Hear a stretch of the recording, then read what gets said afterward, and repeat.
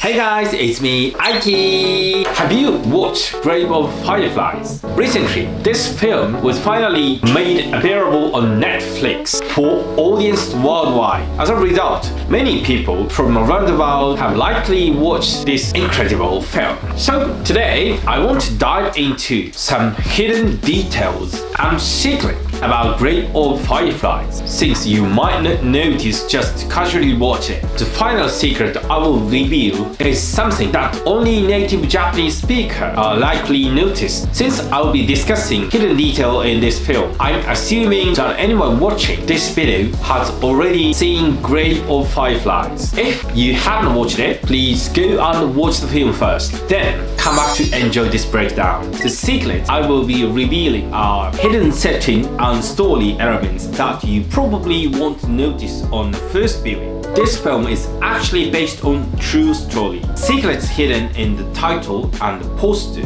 that only Japanese people are likely to understand. Okay, let's find out! Hidden setting and story elements that you probably won't notice on the first viewing. What comes to mind when you think to Grave of the Fireflies? On the surface, it seems like a heart-wrenching story about the tragedy of war, but there are deeper layers to this film with hidden meaning that many viewers might overlook. Do you remember the final scene? It shows Seita and Setsuko overlooking the modern cityscape of Kobe. This scene is crucial, but surprisingly, many viewers don't fully grasp its significance. The two haven't moved on, they haven't found peace. Instead, they continue to watch over us, never having been able to rest. Realizing this transforms the films from a mere tragedy into something more unsettling, with subtle horror undertone. In the opening 5 minutes of Grave of the Fireflies, there's a virtual clue that most people miss. At the beginning, Seita's ghost appears in the darkness, saying, "I died on the night of September 21st, 1948. The next scene shows Seita watching himself as he lies dying in the station. Look closely and you will notice a modern ashtray in the background. This small details reveal that Seita's spirit still ranges in the present day. Contrary to what many people believe, the film isn't just set in the past. From the very beginning, Seita is in the present. His spirit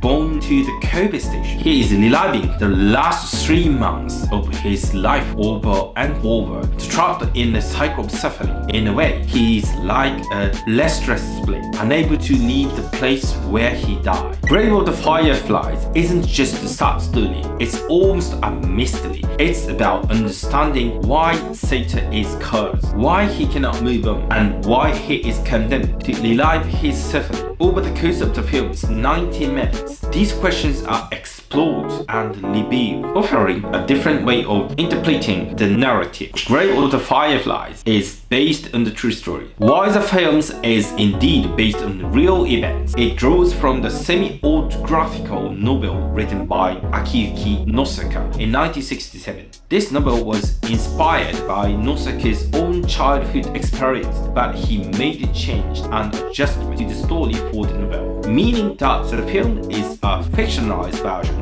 of real events. The terms based on the true events might best describe it. When comparing the anime Grave of the Fireflies to Nosaka's actual life, we see several points where the story was fictionalized. Here are some notable differences. In reality, Nosaka didn't give his sister enough food. He would sometimes hit his sisters. The aunt depicted as cruel in the film was actually kind in real life. Nosaka's real life sister, who is the model for Setsuko, was actually only 18 months old. Due to the severe food shortage after the war, Nosaka, who was 14 at the time, couldn't provide enough food for both of them. He confessed that he would take most of the food for himself, giving his sister very little. For example, when cooking porridge, he would take the solid grains of himself and give his sister only the watery broth. In the anime, Seita is portrayed as a caring brother who looks after Setsuko, but in real life, Nosaka admits he wasn't able to care for her properly. His young sister would often cry at night from hunger, and Nosaka's frustrated and disturbing would shake her or hit her to try and quiet her down. Sometimes she even suffered concusions from these violent outbursts. As for the aunt, the film